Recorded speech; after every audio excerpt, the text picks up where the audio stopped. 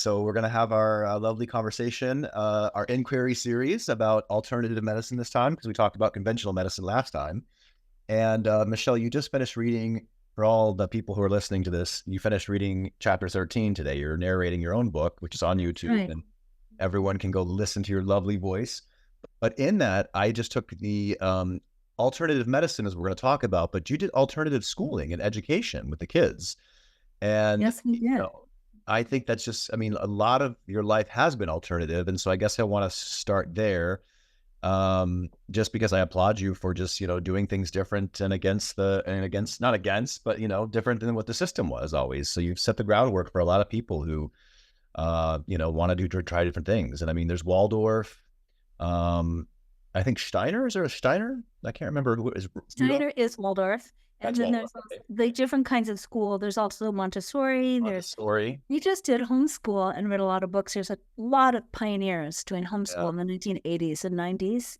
And some of them were from a perspective of a religious perspective who wanted to, keep their kids out of the mainstream. That was never our purpose, but we did learn from those folks too. Homeschool, there's things to learn about homeschool or unschool from John That's, I, Cole. I, I saw that So too when I many, was researching. so many different ways. And really, it's getting to know your own child so that you can find the best path for them. And that's not unlike what we had to do with alternative medicine. So many of the treatments we had, we always went into everything with full belief that this is going to work. And we had the doctors, what I will say is the acupuncture particularly, they were so certain this will work. And when I'm saying they, I'm talking about, an acupuncture specialist that came from Florida, I read about in my book, who claimed to have cured Parkinson's for many people. Yeah. I'm talking about a lady, a doctor in Santa Fe, who told us that the combination of acupuncture and the herbs would cure Andy. And, all these things, what we found with that was that they were very, very expensive for us and really did not help the Parkinson's. And acupuncture is good for so many things. But I will say that from my perspective, and I could ask Andy this at some point, I don't think the acupuncture even really helped. It helped him feel like something was being done, but it didn't really help his inner person to separate from Parkinson's disease as much as other alternative treatments did that. We should get Andy on one of these conversations, and as we're talking about the key points of the book in the future. So just, for the listeners, they can understand that maybe we're going to bring Andy on, because it would be good to his. What might be good for that, just as a note, is it might be good, rather than bringing Andy on, for just to have a set of questions that I could ask Andy, because then I have to hear him and then I have to repeat it. That's very true. And then not, instead of doing that on it, we could do it and then add that. Yeah, no worries. Yeah. I mean, it would just also be nice, especially because we're starting to get into Parkinson's organizations, and they're starting to take your leadership and your experience. And, I think that Andy is very present in this too. So he might want very much so. Oh, I totally agree. I guess that in a conversation like we're doing, that might be a little unwieldy, because we can work with Andy in a little bit of a way that he could think about things and then tell me, and then I can say, this is what Andy says. Okay, so I want to ask you a question now. So first of all, the idea of alternative, so let's start there. Like, what is alternative? And the second question to that is how, and you are a pioneer in this space. You were a pioneer in yoga, and then you're a pioneer in living your life alternatively back in the 70s, when I think some of the stuff was coming out, but it was counterculture, and it wasn't considered, I think in religious circles was considered completely blasphemous. So what is alternative? And how did you get introduced to it? Why were you called to it? Basically, saying called is almost like a religious term, but I think I was called to it by the way I was called to it was by what I will label conventional things not working for me. So this was way before Andy got Parkinson's. Yeah, you mentioned in the book he cured himself of candida as well, and actually your relationship was kind of healed by this alternative book that came. And I will say for the listeners, most of the cool thing is that you guys always are self-taught. Right. So a lot of this Right. information, you know, it does seem like you can teach yourself, and you guys. Yeah. So And so I think for me, starting with when I was a young child, I was the one in my family that didn't exactly take to the society's um, expectations through the school, through the social expectations of growing up in a wealthy suburb north of Chicago. And that's just as a very young person, I was not comfortable with that. And I found other people who also weren't comfortable with that in the form of really in the form of one dear friend of mine who I'm still very close with. And we kind of found other things because the things that were put forth as the way to go didn't work for us in the sense of we weren't happy. and how did you find those, Michelle, in a conventional setting? Because you were in a conventional setting. You mentioned, you We were know. in a conventional setting, but we were in an unconventional time period. The 60s and the 70s, you know, offered a lot of outside like the conventional idea. The really big thing at the time was that abortion was illegal. And while we were in high school, abortion became legal. And so knowing I was fortunate never to be in the position to have an abortion, and neither was my friend, but we knew people who had illegal abortions and the scariness of that. And then when it became legal, you know, so fighting for that to become legal as a 14-year-old, that was, you know, an unusual thing at the time, but it was going against the regular, it was creating something new. Yeah. And the Vietnam War was very strong and powerful going on at that time.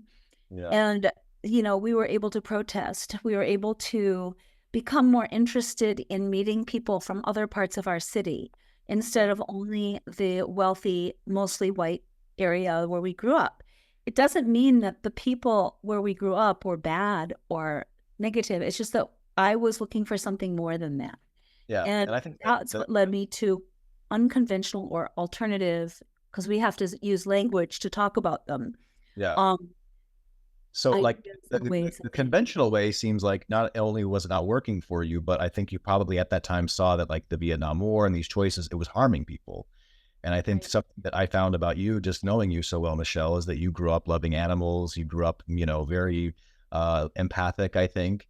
And so I think you probably saw like a lot of these paths in, you know, were harming people. And education harms people. It silos people. It, you know, the same way that you grew up probably wasn't bad, but it probably was, you know, contributing to a lot of the destruction in the world. And you saw that. Yep. So congratulations on breaking out of the conventional cycle, and it wasn't easy, I'm sure, right? Taking the alternative path. Maybe you want to talk about that, like, because alternative path We did have a so few expensive. teachers who were also leading us in those directions. You know, I had a teacher who started us writing journals that weren't not going to be read by her, but were very private. So there was this whole aspect of having a private life that was not part of your outer life.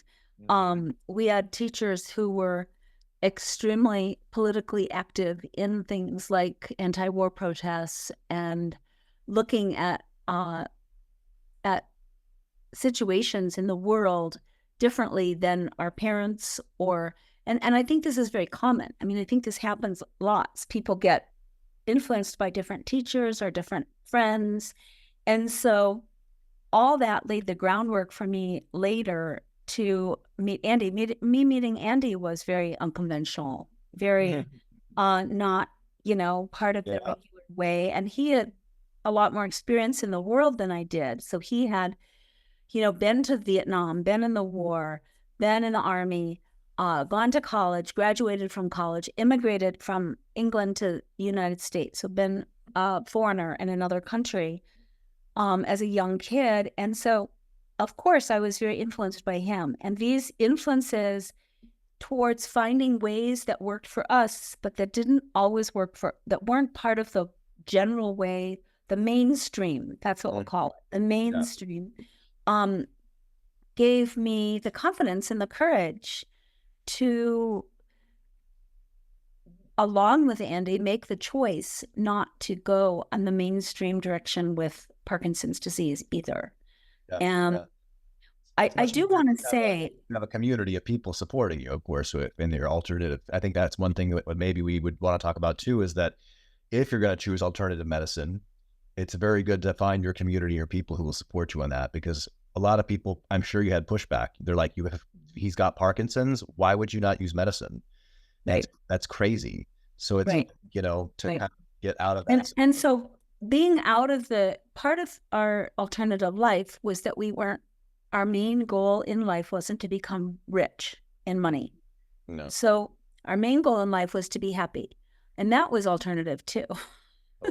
Because the main goal of life, purpose, not profit, purpose, not profit. Get rich because the rich will be happier and the rich will have more and the rich will have more choices. And so some of those things are true, but we didn't buy into that. We were like, no, we're going to do something that we don't believe harms the world or harms people. We're going to try to make a living that way. And invest in yourselves, I think, right? I mean, you had all these amazing adventures that people really skip by. They have children, they sacrifice their 20s and 30s to hunker down. Like we were talking about this before, right? Yep. With some of people in our circles that were like, why would you sacrifice that when you could still have an adventure and fulfilled life and be happy? I mean, you guys were on beaches and mountains, skiing, incredible stuff, We did have this we do still have this amazing life.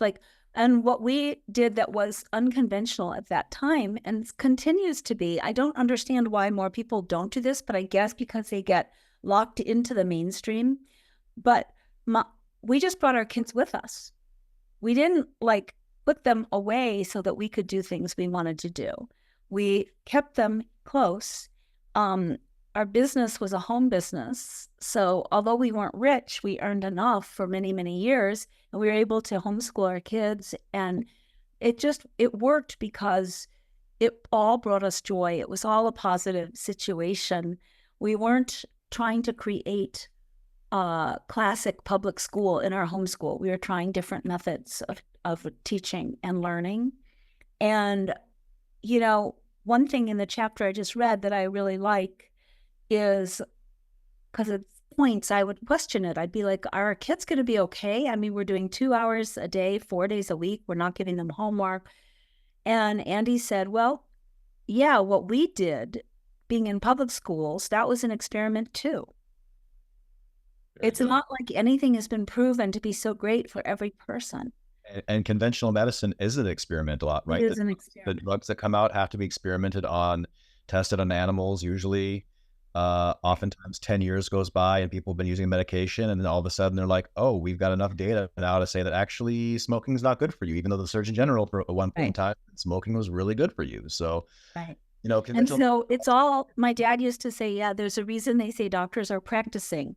And, I like that. And so it's all kind of, but we tend to be very firm in our belief systems of these things work because that's the way I was raised. That's the way my family were raised. I'm going to do that now. And we just continue and we continue not only the things that work, which there's many things that work. And we're talking conventional medicine. Many things in conventional medicine are magic. They work amazing. Antibiotics, I mean, couldn't live without them.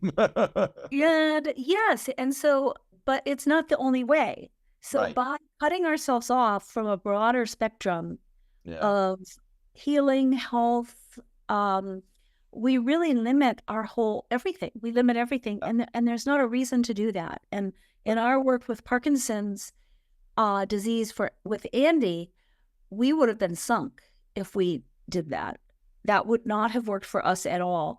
And so, my message is, let's not do that. Let's open up the medical world to work together. And I do think in certain ways, like medical doctors are starting to call alternative medicine complementary medicine. That's right. certain Yeah. things have crossed over that blockade to be Yeah. acceptable. Like, oh, well, we do think nutrition's probably good. And, you know, Preventative care is a big thing right now too, which is like the doctors are totally getting behind with the alternative movement. I'm saying, take care of yourself before you get sick, and vitamins are part of that, and healthy diet, and of course that was never present actually in practice at one point. So and exercise is starting to be a exercise. real push. And with that, meditation and, Yeah, but I even surprised you with know, supplements. It's funny because like a lot of I mean, we're like in the supplement era right now, of course. And I've even had, some doctors be like, you take some ginkgo biloba, it'll help like improve your mind function. And I'm like, is that real? Because I thought that was like fringe. And they're like, no, yeah, there's tons of it's study on starting to ginkgo weave biloba. together. Yeah. Yeah. So Which is a wonderful thing. before we get too off the rails here, which I love, we do that naturally, just you and I. Let's talk about the cost Okay. of care. We talked about the conventional cost last. It's expensive. You guys didn't have insurance, but what is the risk or the cost of alternative medicine? Because you guys went through that, and if you read in the book, there were a lot of treatments that didn't work.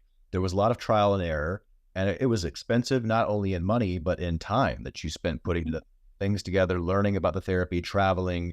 So maybe let's Yes. talk about the cost of alternative medicine for a second.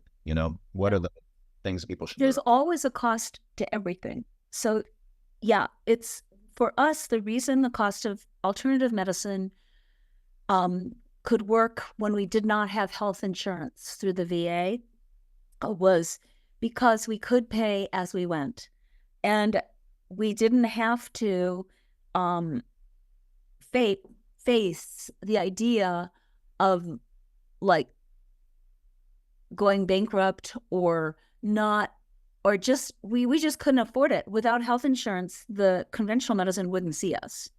If It was not. Andy had, It wasn't accessible. Whereas right, alternative medicine, I think, is more accessible because it I mean, was accessible and the some, cost was much less than the conventional medicine at that we were experiencing. yeah, And you could find out about it ahead of time.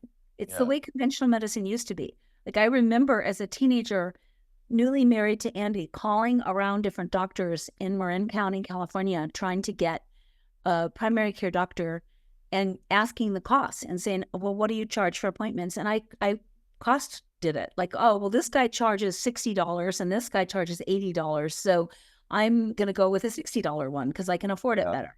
And, nobody does that anymore. Well, one Nobody. thing I want to mention, no, it's true, and one thing I want to just brings up to me because the book, you talk about having midwives. Even I mean, even in that, Yeah. you didn't have to pay for your babies, basically. I mean, midwives We cost. did. We paid the Yeah. midwife. I think it was about $600 for Brendan's care and birth. And how much is it in the hospital? Do you know how much a baby costs in Oh, the it would have been many hospital? thousands of dollars. Yeah. Yeah.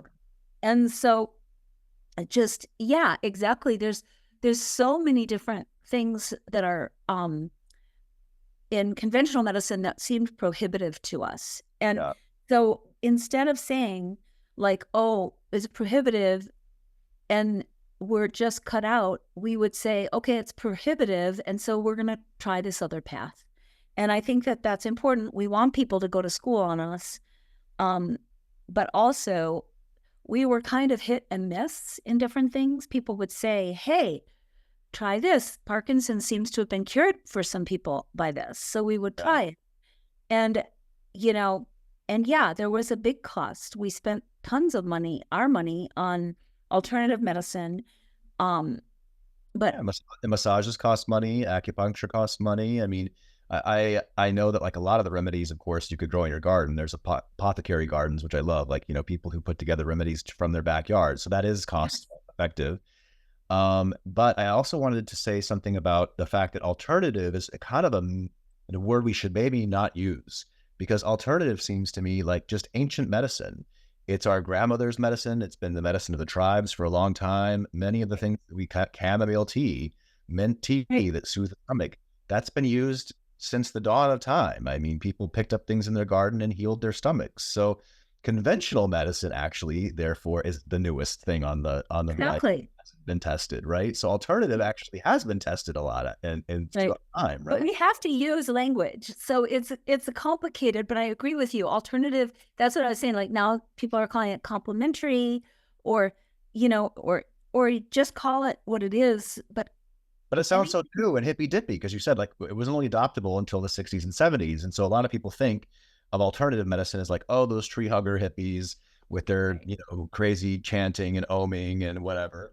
It's But actually the oldest. it's Yeah, the oldest, it's the I ancient, totally agree with that. And I think that that's actually a really funny irony that you're like, wow. right? But I do think, and so that even gives more of like why in the past the conventional medicine has been, it seems like threatened by what we're calling alternative medicine. Mhm. And Well, maybe yeah, that even so makes cure sense. cancer, but with not spending millions of dollars on treatment I mean, of course, this is a profit incentive thing. I think during COVID was a huge example of people finally waking up and being like, don't trust the pharmaceutical companies that are trying to get us addicted to these remedies. So the nice thing about alternative medicine, for me at least in my mind, and I'm not really, I haven't done a lot of alternative medicine, but it's sort of like a one-stop shop, right? You cure the root and the emotional things, and you really get to the root of the cause, and then you don't have to be on medication, I think. I Right. mean, maybe, I don't know. Well, yes, it's possible. And that's why I say we need it all and we need it to Yeah. blend together because there are also people I know personally who did alternative medicine for breast cancer and they died. And they might not have died if they did something else. They might have. But there's, Yeah. alternative medicine is just like any other medicine. It's a practice. It doesn't always work. You need to pay attention to your own body and or the person you're caregiving to and see what works. And what we found for us, alternative medicine slowed Andy down so that we could really look at the different options with conventional medicine. And when we finally did get health insurance through the Veterans Administration, then we didn't just jump in and say, oh, finally save us. It was like we still looked at it with an equal amount of care and caution as we Mm. did the alternative things and the cost and finding out what was involved and the cost, not just financially, but also, like you're saying, in time and risk and all Yeah. kinds of things. And the alternative medicine bought us time, but also helped Andy not just this, and I say this and you ask this, is sit there suffering with nothing to do, Yeah. nothing to help. It gave us hope, which yes, the hopes were dashed, but Mhm. having hopes and having them dashed, and then having another hope, I think is a much better path than just sitting there hopeless. I love it. Like you're just saying, like try to reach for one thing, and if it Yeah. doesn't work, don't give up, which is amazing. These are great lessons for other people facing similar situations that are in the same choice. And so before we round this conversation out, maybe you could speak to those people out there that are listening to this that are caregivers or maybe facing a similar situation and are also confused by the space of alternative medicine and conventional medicine. Since this topic we're bringing to a close now, how do people navigate these choices? Where do they go? What kind of advice would you give for them? The best advice I have is really embrace the truth that there's more than one path to any positive outcome. There are many paths and there are many different positive outcomes. And so as you're facing an incurable disease, an illness, or a loved one is facing that and you're on the support team, really understand that there are many paths to a good outcome. And it's your job now to consider those paths, not to be in a hurry, to allow that many different things may or may not help you. And now it's going to be your job to try different things. And so, in order to find those things, I prefer the natural method, which is see what comes your way. Look in your own town where you live, what's available. If you have a person, if you're part of a religious community, ask people in your community, have you ever tried uh, in Ayurvedic medicine? Have you ever tried meditation? Have you ever tried acupuncture? Yeah. Have you ever tried? And find out what your friends and family say, because one thing that I have really found is that we tend to look really far. And we did this too. If only we could have enough money to go to China and get stem cell transplants, Andy would be okay. But To travel to honestly, Brazil and see God of God or something, like these are also right, very it expensive. doesn't have to be far away. It can be right in your own backyard. And so start there. Start with what you have and your own situation. If you have fabulous health insurance and can go to the Mayo Clinic and get a workup and have their information, do it. Yeah, If yeah. you don't have fabulous health insurance or any health insurance at all, talk to your community, ask your family and friends, and go with your gut. Look online. We all have availability, even at the library, to go online on a computer and Yeah. look at different things and see what possibilities there are. Do your Read research. read Michelle's book. Read my book and you'll see what worked for us and what didn't. Yeah. Indeed, indeed. And so that's what I would recommend. Don't be in a hurry. And really embrace the idea that there's no one thing that's going to be the magic pill and the catch-all. And so you're going to try a number of different things and they will help you in a number of different ways. So two things I have to say about that as somebody who might be nervous about entering this space, and you're already overwhelmed with getting a diagnosis or caring for Right. somebody. So there's tons of information that I'm going to have to go look at. That makes me feel overwhelmed. So how do I get over the feeling of being overwhelmed by all this information that I have to go through? And my second is like, you went through a lot of times of alternate medicine that was kind of like snake oil salesperson, right? So like, how do you avoid the traps? How do you avoid the traps? How do you help people understand that you guys already did that? And so maybe you have some wisdom of like, okay, how do I find the information without being overwhelmed? And also, how do I avoid the snake oil salesman? How do I identify them? The only way I know of to find the information without getting overwhelmed is to be super organized and to ask for help. So you have to be super organized in writing things down or recording things some way so that you don't have to do the same thing over and over. And then you can ask for help. Everyone has different circumstances. For me, my kids helped me enormously. You helped me, Sky. Brenda and Alana helped me. But not everybody even has kids. So it might not be your kids. It might be your niece. It might be your aunt. It might be your sister. It might be your father. My father helped me enormously. So you ask for help in discerning how you're gonna deal with what you're gonna do. Cool. And the other thing you were saying was not how to not be overwhelmed and how to How to not fall into the not to get ripped off. I'm desperate and I'm overwhelmed, and so I don't want to go through all the information, so I'm just going to go, wow, there's John of God, and I'm going to pay $8,000 to him to help heal me because I've heard many great things about that. But how do I just avoid that pitfall? Because of course, when you're desperate, we talked about this in the book, that it leads to this, you Right. make mistakes, which are okay, Well, which are totally first fine. of all, go back to the first thing I said earlier is really embrace, and I mean really embrace, that there are many paths to a positive outcome. Many paths. When you embrace that, then you won't feel like you have to do something because it's the only way to heal you, or because that person said they're the only ones that can help you. Yeah. Anyone that goes with conventional medicine too, because right, we do have doctors that were like, it's the only specialist in the world that deals with this cancer. So that's right. yeah. So understand that there are many paths. Keep embracing that. Ask for help and get organized so that you are writing things down, that you're spending, this is your job now, is to get yourself well or get your loved one well or get yourself onto a path of wellness.